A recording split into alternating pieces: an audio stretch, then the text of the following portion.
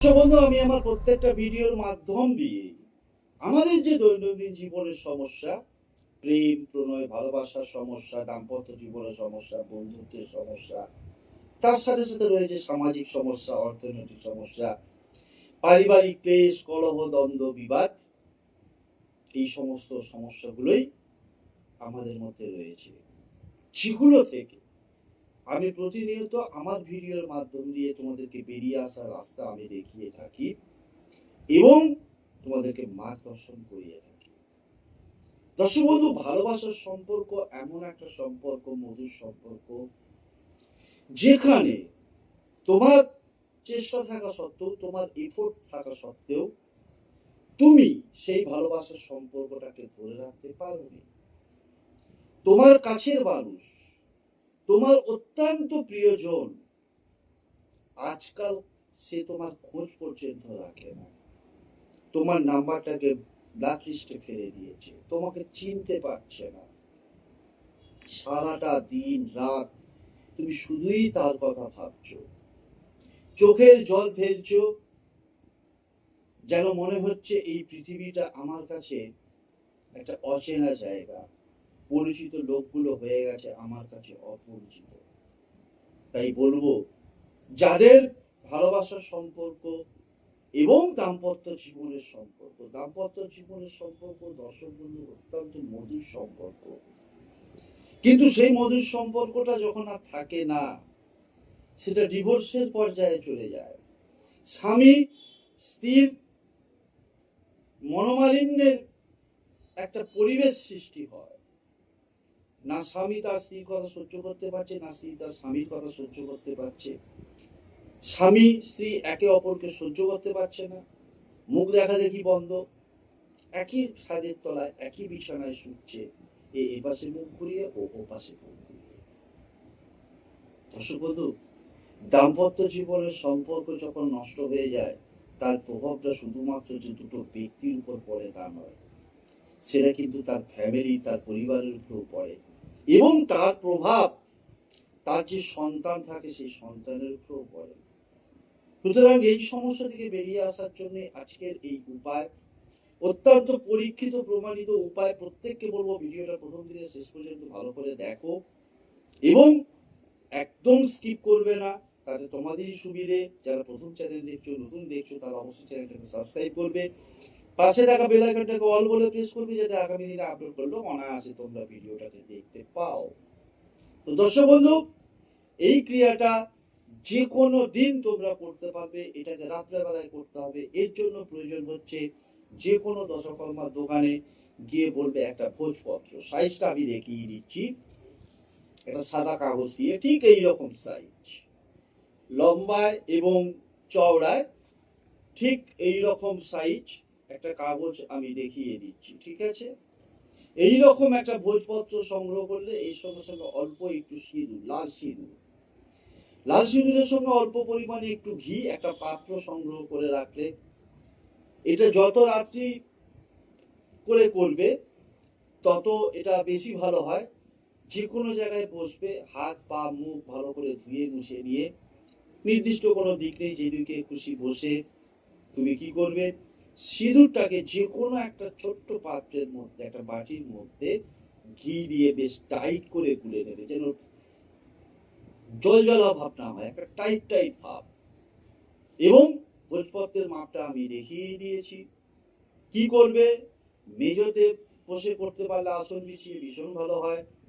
ওই যে ভোজপত্রের যে কোনো একটা সাইডে তুমি কি করবে, ওই যে সিঁদুরটা ঘি দিয়ে গুলে রেখেছো, পুরুষ নারী উভয়ের ক্ষেত্রেই বলছি, ডান হাতের যে এই যে অনামিকা আঙুল, যে অনামিকা আঙুল হচ্ছে ভালোবাসার প্রতীক, যে আঙুল হচ্ছে হৃদয়ের প্রতীক, অনুভূতির প্রতীক, সম্পর্কের প্রতীক। তার কারণ হচ্ছে যখন আমাদের এনগেজমেন্ট হয়, সেই রিংটা কিন্তু, একে এই জন্যই ইংলিশে রিং ফিঙ্গার বলে, বাংলায় বলে অনামিকা আঙুল। এই আঙুলে করে সিঁদুর নিয়ে ওই ভোজপত্রের যে কোনো একটা সাইডে তুমি পদবী সমেত পুরো নামটাকে লিখবে। পদবী সমেত কার পুরো নামটাকে লিখবে? তোমার boyfriend, husband, wife, girlfriend, x boyfriend, ex girlfriend, friend, পাড়া প্রতিবেশী, বন্ধু বান্ধব, শ্বশুর, যা, ননদ, ভাসুর, যাকে তুমি মনে করছো, যদি মনে করো যে আমি অফিসের বসকে করব, দোকানের মালিককে করব, অবশ্যই করতে পারো, এর কোনো পার্শ্ব প্রতিক্রিয়া নেই। চমকপ্রদ উপায়। লেখা হয়ে গেল, পুরো নামটা লেখা হয়ে যাবার পর জাস্ট একটু শুকিয়ে নাও। শুকিয়ে নেবার পর তারপর তুমি কি করবে না, ওই ভোজপত্রটাকে তুমি ঠিক ডান হাতে ধরো, এই দিকটায় নামটা লিখেছো, তাহলে এইটা উপর দিকে থাকছে, ডান হাতের তালুর মধ্যে এই কাগজটাকে রেখে, বা এইরকম ভাবে তুমি মুড়েও নিতে পারো, এইরকম ভাবে মুড়ে নিয়ে সোজা ভাবে বসে এইরকম বুকের সামনে ডান হাতটাকে রেখে স্ক্রিনে একটা মন্ত্র দেখাবে, যে মন্ত্রটাকে তুমি 31 বার জপ করবে। যখন তুমি 31 বার জপ করবে, কি করবে, অবশ্যই তুমি তার মুখ, boyfriend, girlfriend, lover, wife, husband, ex boyfriend, ex girlfriend, তার মুখটাকে ভালো করে সুন্দর করে স্মরণ করবে। আর একটা কথা আমি বলি, যে পাস্ট কি ঘটেছে ভুলে যাও, একদম টোটালি পাস্ট ভুলে যাও। কে কাকে কি বলেছে, কে খারাপ কথা বলেছে, কে ঝগড়া করছে, কার দোষ কার কি, একদম ওইসব মনের মধ্যে আনবে না। অলওয়েজ পজিটিভ থিঙ্কিং নিয়ে, নিজের আত্মবিশ্বাসটাকে নিয়ে তুমি এই ক্রিয়াটা করো, যে না, গুরুজির দেয়া এই ক্রিয়াটা করে আমি আমার ভালোবাসার মানুষটাকে ফিরিয়ে আনবো, আমার দাম্পত্য জীবন সুখের করবো, আমার ফ্রেন্ডশিপটা সুন্দর করবো। সুতরাং এই মন্ত্রটা জপ করা হয়ে গেল। জপ করার পর তুমি কি করবে, এই কাগজটাকে যেভাবে হোক, দেখবে যাতে লেখাটা জড়িয়ে না যায়, সেইভাবে কাগজটাকে তুমি তোমার মাথা গোড়ায় রেখেও শুতে পারো, বা সাইডে রেখে শুতে পারো, বা যে কোনো একটা জায়গায় তুমি রেখে দাও। পরের দিন কি করবে, পরের দিন কাগজটাকে এরকম আলতো করে দুটো ভাঁজ করে নিচ্ছ, বা মন্ত্র বলার পরেও তুমি দুটো ভাঁজ করে নিতে পারো, অসুবিধে কিছু নেই। শুধু দেখবে যাতে লেখাটা একটু শুকিয়ে যায়, লেখাটা যেন জড়িয়ে নামটা যেন না যায়, যে নামটা পদবীর সঙ্গে লিখছো। পরের দিনকে যত সকাল সকাল পারবে তুমি তোমার বাড়ির কাছাকাছি যে পুকুর, নদী, গঙ্গা যাই থাকুক না কেন, তার প্রবাহিত জলে এইরকম করে দু হাতে করে কাগজটা ভাসিয়ে দিয়ে চলে আসবে। দেখো কিভাবে তোমার জীবনে ভালোবাসার নতুন জন্ম হয়।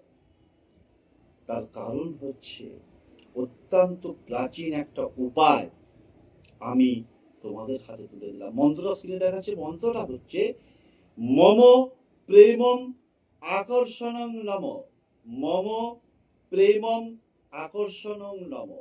এই মন্ত্রটাই 31 বার জপ করবে। একদিনই ক্রিয়াটা করতে হবে, যে কোনো দিন করতে পারবে, একটু বেশি রাত করে, সূর্যাস্তের পর থেকে যে কোনো সময় এই ক্রিয়াটা করা যায়, বাট যত রাত্রি করে করবে ততই ভালো এবং তোমাদের পক্ষে মঙ্গল।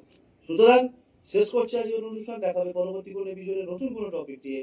ততক্ষণের জন্য মা তারা অবগুরু বন্ধুদের কাছে একটাই করজোড়ে প্রার্থনা, আমার প্রতিটি ভক্ত, শিষ্য, ফ্যান, ফলোয়ার, সাবস্ক্রাইবার, পৃথিবীর যে প্রান্ত থেকে অনুষ্ঠান দেখুক না কেন, তারা প্রত্যেকে ভালো থাকুক, সুখে থাকুক, শান্তিতে থাকুক।